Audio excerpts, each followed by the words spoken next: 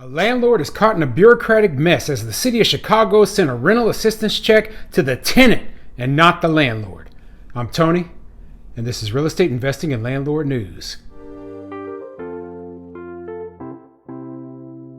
All right, so I have another one of these stories, okay? This is one of the worst possible situations to come out of this whole eviction moratorium and rental assistance program nonsense. And I've already covered a story where basically, and this is the same situation.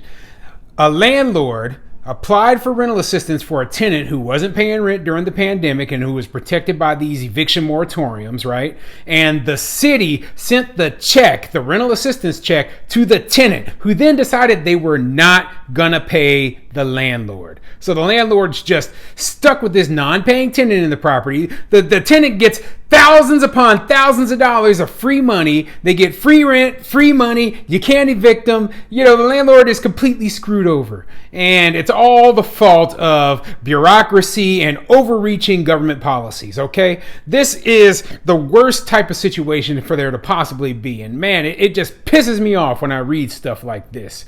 So man, it's crazy. I can't even believe that this sort of situation happens. And then when she goes back to the city to talk to them, they give her the runaround. I mean, like, it isn't bad enough that they screwed up and they sent the tenant this money, but now you're going to be like, well, no, nothing we can do about that. Hey, you're the ones who screwed up. Maybe you should get on it. Now, before I get into the article, go ahead, hit the like and subscribe button, maybe leave a comment down below, and let me know what you think. What do you think of this sort of situation where, hey, these cities are sending the tenants the rental assistance money?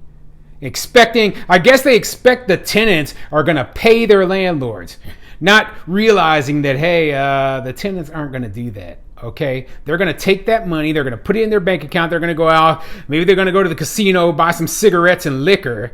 Okay, I shouldn't talk like that, but hey, the type of people who don't pay their rent and just string landlords along for months on end and then cash their check, they're probably, using drugs, using alcohol, smoking cigarettes, whatever else. They probably got all sorts of other issues, and they don't care anything about if the landlord loses their property, if the landlord goes into bankruptcy or their property gets foreclosed. They don't care.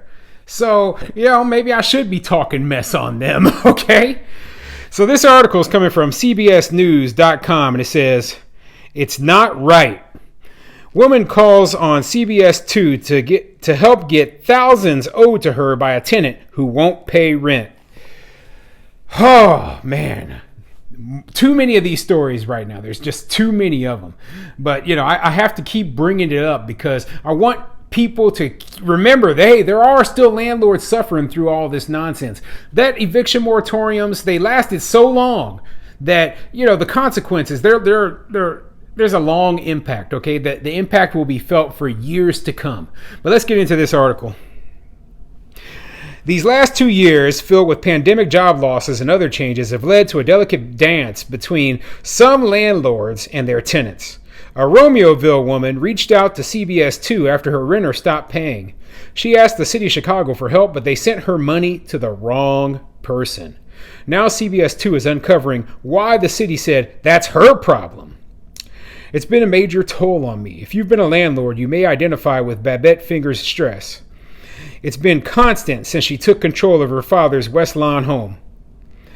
He owned that house since 1957. So this is a small landlord, okay? She inherited this rental property from her father, and it sounds like he passed away, and now she is the landlord. So this is one of those accidental landlord situations where somebody else who didn't start off as a landlord ends up being a landlord and then learns some hard lessons as they go through this process. Okay, this is why I tell a lot of people, if you don't have an interest in real estate, if you don't have an interest in being a small business owner, and you inherit a property, the best thing to do is just sell it to somebody who does want to be in this sort of business, because you're going to get burned, okay? You're going to get burned in a lot of situations. I've seen this happen so many times where people who inherited properties or who became accidental landlords get burned. And I don't want to see that happen. It's just better to cash out now. Her dad, Richard, passed away in August of last year, and Finger said the tenant took advantage. Of course the tenant took advantage. The tenant decided that since Mr. Finger had passed on, that he no longer had to pay his rent, Finger said. And that continued, she said, for months, through the end of the year, leaving her to pinch pennies. The electric bill, the gas bill, the property taxes, everything in that house I had to pay for, Finger said. And I have my own house to pay for, so I'm paying double bills. Her attorney recommended she apply for Chicago's emergency rental assistance program to make up for some of the losses. It requires both renters and landlords to apply, and so she did, and the tenant did, and it paid off. Well, and you think, oh yeah, I'm applying for rental assistance, the tenant applied for rental assistance, everything's going to go well. And then you get approved and you're like, yes, good thing, It's bad enough that they took my income source away and they're allowing this tenant to stay in my place. And like she said, she's paying double, okay? She's paying for the tenant and for herself. That's what they expected of landlords, okay? Basically, they turned you into the affordable housing provider and the homeless shelter for this person over here who lost their job due to the pandemic. Now, I'm not blaming the people for facing financial hardship, especially in a place like Chicago where they locked everything down, they put stay-at-home orders in place, and they told people that you can't go to work. But things opened back up a long time ago. And things are getting back to normal at this point. So if you're still in that property, not paying rent and saying that, hey, the pandemic is the reason why I can't pay my rent, well, you're full of it. You're full of crap. Okay, you need to go get a job or go find a new job or move along to some place that you can afford. Because if you can't pay the rent here, you can't afford it. Oh, man. Anyway, let me get into the next few paragraphs because it explains what happened with the rental assistance money. I have documentation showing, congratulations, I have been approved, Finger said. A total of $6,914 covering 9 months of rent and utilities said to be coming by check to Finger's home. But months passed and it didn't arrive, so she reached out to the Chicago Department of Housing. In an email from a program director, Finger learned her tenant received the check with his name on it. They wrote, "It's unfortunate the tenant cashed the ERAP check and did not pay his owed rent." Translation, the deadbeat tenant got the nearly $7,000 that's taxpayer money and the city won't help. So these morons who work for the city thought, oh, we're going to send the check to the tenant. That's how stupid they are.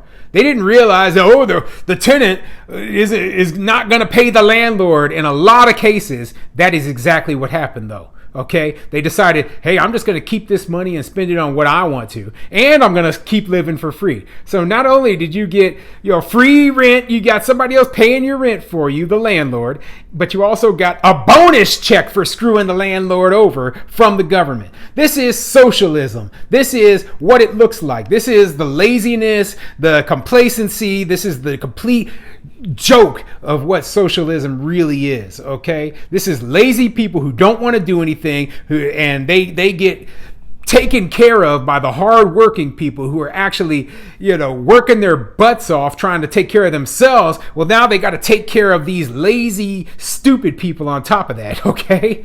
Yeah, if you can't tell, I'm frustrated because socialism, it pisses me off, okay? I'm a capitalist. I'm all about you working hard in order to get ahead in life, okay? And you take away the motivation for people to work hard and they become lazy, they become like this tenant right here, okay? Just complete garbage.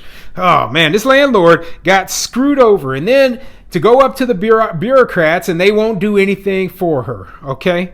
And let me see, I'm going to skip down a little bit in this article because maybe it says what the reasoning why they can't help.